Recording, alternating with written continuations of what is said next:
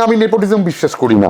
আজকে অরিন্দম গাঙ্গুলি আমাকে চিনতো, আমার ভালো মন্দ জানতো, সে আমাকে চান্স দিয়েছে, তাতে এটা তো নেপোটিজম বলে না। আজকে আজকে বলে স্টার কিড বম্বেতে, বিশেষ করে এখানে তো দুটো মেট্রো স্টেশনের ইন্ডাস্ট্রি, এটা তো ইন্ডাস্ট্রি না, এটাকে টলিউড বলা হয় না, আমরা জোর করে এটাকে টলিউড বলি। টলিউড মানে তামিলনাড়ুতে যে ফিল্ম ইন্ডাস্ট্রি, তাকে টলিউড বলা হয়।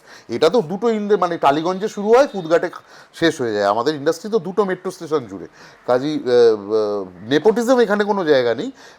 কারণ দেখো, তুমি মানে ফারদিন খানের কথা যদি বলো, তার অত বড় একজন এত বড় মাপের একজন বাবা, তার অত অত সুন্দর দেখতে থাকে, সে কোথায়?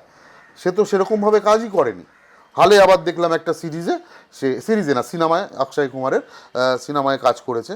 আর তুমি বলো না, আজকে যে বাচ্চাগুলো, মানে আলিয়া ভাট বলো, আরও অনেকে আছে যাদের যাদের পুরো ফ্যামিলি ফিল্মি ফ্যামিলি, রণবীর কাপুর আছে, কিন্তু তোমরা কেউ জানো না যারা জন্মানোর পরেই তাদের করণ জোহরের কাছে পাঠিয়ে দেওয়া হয় সিনেমার পিছনের কাজগুলো করার জন্য।